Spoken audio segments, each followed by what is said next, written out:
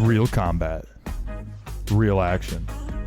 Carnage Media. It's gonna be a firefight. I can tell you that. Yeah, I Man, can I'm already gonna see that.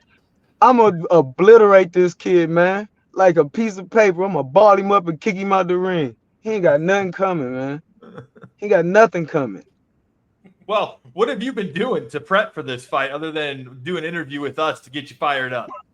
Well, I've been fired up. I do this to myself in the gym without him being there, so this ain't nothing but extracurricular activity.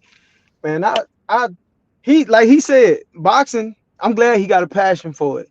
I'm sorry I got to take it out of him Saturday night. I'm gonna beat it out of him. But yeah, we gotta work hard, man.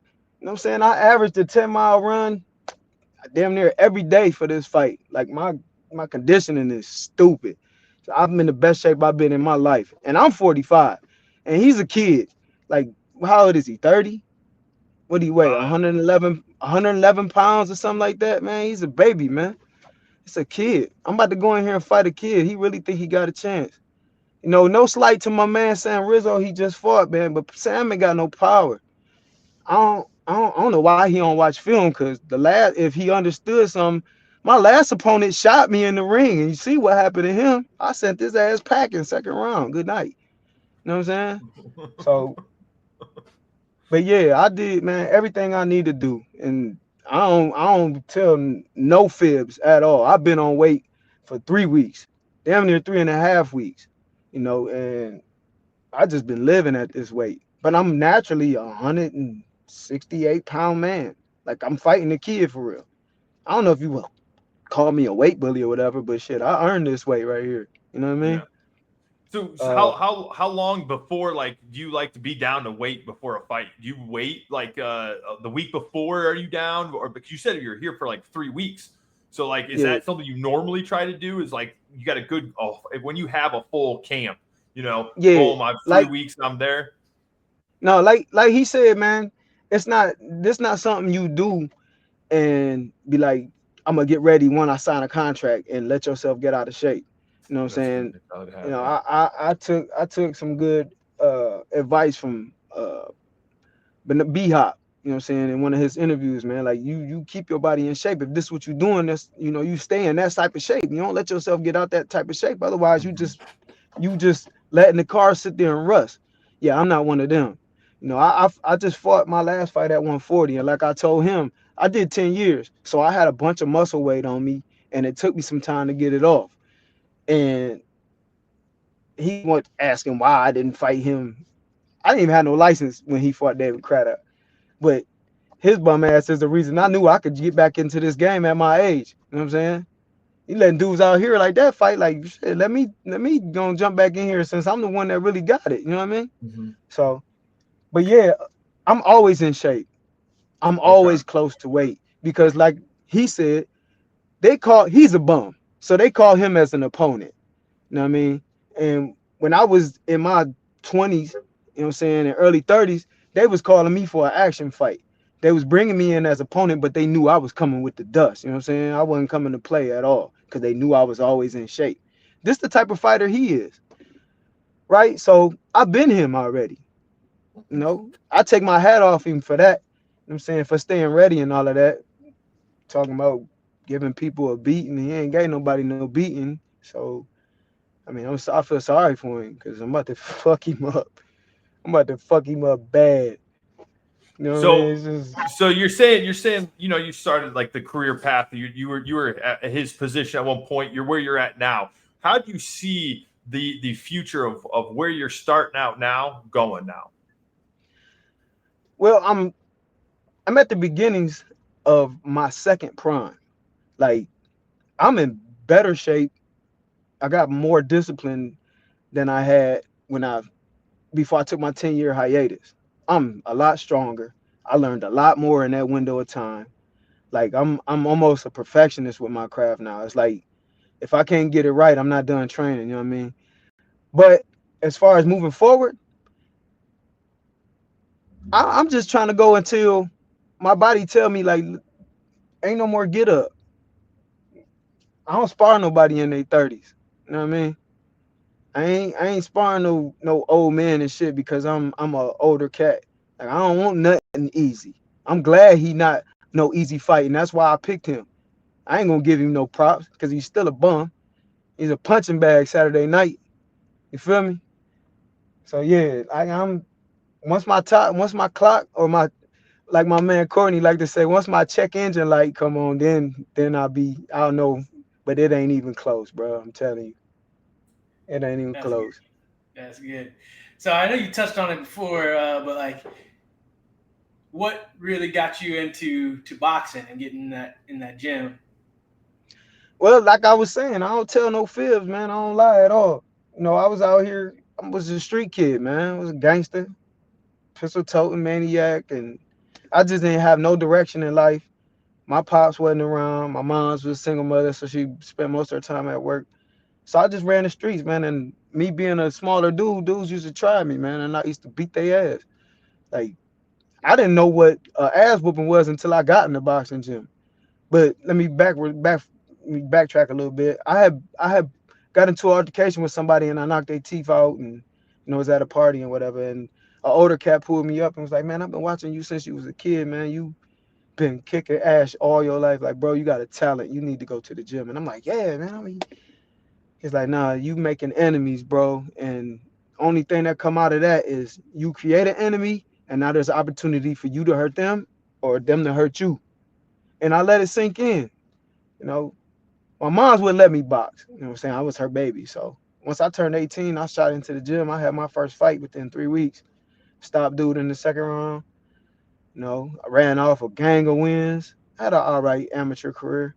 I went to the nationals a few times, and man, it became my passion. In '01, I got shot and stabbed because I stopped boxing for a little bit and got back in the streets, and it almost took it from me because I had a bullet lodged in my wrist. And they told me I couldn't box no more. I said, "No, you gonna cut this shit out." And I fought a month and a half later and won my first Golden Gloves. So I mean, that's the drive. When Kevin say boxing is life, yeah, it is. That's the only thing I'm gonna agree with him on. All that other shit, he can keep that shit, whatever he got. You know what I'm saying? Where he from, whatever. But yeah, boxing is life, man. It's the one thing that saved me. It's the reason I'm still around. It's the only reason people know who I am, how I stand out, because I got a gift and I perfected my craft the best I can. You feel me? Yeah, appreciate that. Yeah, in what part of that craft is your favorite? Because me personally, I love boxing. I love the art of it. I love just the strategic part of boxing, of manipulating your opponent to do what you want them to do, so they can be in the right moment of when you throw that right punch to really knock them out or give them a nice hit. You know what I mean? So what is it about boxing that really captivates you? Let's put it that way. What I love sparring, man. And what captivates me about it is it evolves. Hmm. I'm a I'm a brain child. Like I'm a thinker. So and I play chess every day. So when I'm in there, the game is changing. So I'm having to make quick adjustments. It's like speed chess. Boom, I gotta make adjustment. And I capitalize on my opponent's mistakes. Whether he be boxing, I'm gonna pick him off like that. If he coming forward, I'm gonna stave him off. If he want to stand in the middle, I'm a pot shot him. I'm a guard and return. You know what I'm saying? It's basic boxing, but it's the speed you can get to it, like how fast you can get to it. You know what I'm saying it's like a educational high almost. Like you in there learning, boom, catch, boom, return, boom, boom, boom, boom, smooth. Like you actually having self-talk. And that's why I like running so much, because it's self-talk the whole time I'm running. Self-talk while I'm sparring, self-talk while I'm fighting. Like I know what I'm about to do. And when it works out, oh, it's the best feeling ever. Because you driving by yourself. Of course you got a team. Your team guides you to let you know when you straying. They show you stuff that you ain't, what I'm saying, you might not see. And then y'all work on that plan together and go ahead and capitalize and get the W. That's what I like about it. And I'm I feel like I'm gonna be young forever. That's the other part about it that I like. Like I've ever since I've been boxing, it's like I got froze by Father Time. Like I'm getting a few wrinkles here and there, but some gray hairs is popping out, but I still feel like I'm like 19, 20 years old. And I get up and I go. I hit the ground running. I'm talking about tires smoking. And I love that. Like that's why I love boxing. Like it's giving me my life. It is life. You feel me? Yeah, that's incredible. And I think you may have just kind of answered the question potentially that I was about to ask. But I'm going to go ahead and ask it anyway. So, you've got a lot of experience. You said the debut 2004, and you're feeling great. You said you're in your second prime, best shape of your life. But what has changed? You've got all that experience. I'm sure you've been a few different fighters over the course of your career as you've made adjustments. Has it been that what you talked about? I love the chess reference, by the way. I am horrible at chess, but I love to play it. So I loved all that. But has that been what's changed the most about you over your career? Is your ability to process that information faster? Or what would you say, looking back on where you started versus where you're at today?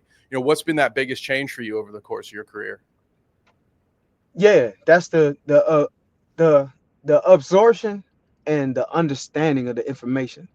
Like I got a crazy good memory. I can go back and play my first, second, third, fourth, and on fights in my head. I got that collective information and I can use that and it cues this fast. Like that's the experience and being able to use it. Like I coach as well. You know what I'm saying? And that'll be what life is after I'm done fighting. But I'm able to see that and correct it in fighters and myself. And it's instantaneous. And that's something that just everybody don't got that. Some fighters just go out there and fight and work hard and try to punch as much as they can. They don't feel the holes. They don't see the miscues. They don't see a hand down. They don't see a skip step. You know what I'm saying? Like over the years, all of that is just made a big old, I don't know, sandwich. And it's just in between the bread, man. It's just the butter. It's like, yeah, I seen that before. I know what to do to that. You know what I mean? And staying in shape is what allows you to do something about that. And like I said, I'm never out of shape. I ain't been out of shape my entire life. I don't even know what that is. Like, I think I got up to 180 pounds one time, and that's just because I was confined and I couldn't move nowhere. But as soon as they put me in another position to be somewhere else, I shot down 40 pounds like that. Like, so all that, I hope you in shape and all of that, your wish is going to come true because I'm in shape and I'm hard as a brick. So everything's going to hurt. I promise you that. Everything's going to hurt. And with you coming off of, you're on a 2-fight win streak right now. So with those 2 wins coming into this fight, 1? Oh yeah, 2 fight. Well, they 13 years apart. So Okay. yeah, yeah. Well, They okay. 13 years I'm apart. looking at here and I just see, well, you're still on a 2-fight win streak technically. But if you're this talking gonna be about 3. if you're going to be talking about now, then I guess But from that last win, then we'll talk from there. From that last win coming into this, what has that done for you to prep for this next fight? Now that you got out, you had your 10-year break, you got in, you got your win. Now you're on to your second one. You think you had a little bit of rust that last one? I mean, probably not because you TKO in the second round. So Right. how is that going to translate into this next one? Well, it's imagination comes before reality. And I had a lot of years to think about what I wanted to transpire when I came home. Everything came into fruition exactly like it was supposed to on April 12th. And I was ecstatic about it. But a lot of people just go to that one spot. I went further. Kevin was next on the list, and I've already seen his demise. Like, I'm gonna keep going. I'm gonna keep, projecting my vision down the road until I'm done. When I can't see it no more, then it's over with. But yeah, Kevin going down. whoever else they put in front of me going down, right? Like I said, second prime. That was my first win, April 12th. I'm 1-0 right now. I don't give a fuck about what happened 13 years ago. Like, that was a different person. I'm a different man right now. I'm too strong. I'm too smart. I'm too fast. I'm too hard. And ain't nobody gonna beat me. Now, I promise you that. They're gonna find out. I'm gonna give them something to talk about before I'm done with this shit. That's now to answer your question, yeah, that's my plan. That's what my drive is. That's what that one fight did for me. It woke me up and let me know you different.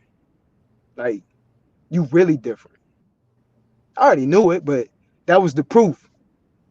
Like, this dude, Gonzalo, he was a sturdy opponent, you know what I'm saying? I watched him size me up. I met him in the bathroom before the weigh-ins. I recognized him and I said, "What's up?" And I told him, like, "Yeah, we fighting, bro." And he looked me up and down. I was like, "Oh, this motherfucker think he can beat me." Right? So he did it quite a few more times, at the weigh-ins. Like, I just knew, like, he was like, "Yeah, I'm gonna beat him. I could beat this little motherfucker. I can't beat him," until I took my shirt off and he was like, "Holy shit, this motherfucker built like a goddamn Greek god." Like, whoa. Yeah, he found out how strong I was too, and he was sure to tell me that after the fight. Like, "Man, you strong as a motherfucker, man." Like, ah, damn. Like, woo, you 45. Like, woo, man. So yeah, that was the proof. That's what that fight did for me. That shit just woke me up, and I think I took like maybe 4 days off. I've been at it ever since. I'm careful on not to peak and all of that. You know what I'm saying? I know how to plateau myself and bring myself down, but not ever get out of shape. It'd be hard to Yeah. just taper it back. I'm a fucking animal. It's just hard to taper it back. I'm Yeah. like, yeah, I'm gonna just go get a light workout at the gym today, and I leave that motherfucker my tongue hanging out. Nice. Mm. So I don't want to take up too much of your time here. One last question though. Out of all your fights, which one would you say is the hardest or you learned the most from?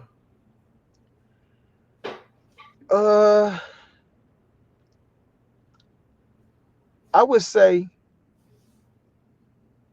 Madison Square Garden, Michael Torres. I learned that night that a come straight forward fighter is no good against a fighter that got mobile feet. Cause he was boxing my brains loose. And I was trying my damnedest to get to him, man. I was beating that body. And then finally he started slowing down and I started cracking him. And this was at 135 pounds as well. He was 6'1", by the way. And he was an undefeated top ranked prospect. And I beat him. But I learned that night, like, wait a minute. There's got to be different dimensions to this game. Cause how I look like I got killed by 6 people and I won the fight. So I learned that there was I had to start educating myself because I was just like I said, I was just like Kevin. I'm gonna come and I'm gonna bring the action and I'm gonna hit you as many times as I can. Luckily, I kept my wits because that's how I fought, and I took a lot of punches, but I never really got hurt. So once I started learning them new dimensions, I started exploiting them. I started learning how to use them. I started learning how to recognize them and get around them. So I'm still pretty because I ain't been hit too much. I ain't been hit too hard. Like I got cut twice. Once from a headbutt and once when I fought Michael Torres. But yeah, I learned from that fight. Like there's dimensions and there's levels. Mm-hmm. There's levels. Bro ain't on my level, not even close. You know what I'm saying? He keeps screaming this, "Oh, Toledo, y'all padding y'all fighters.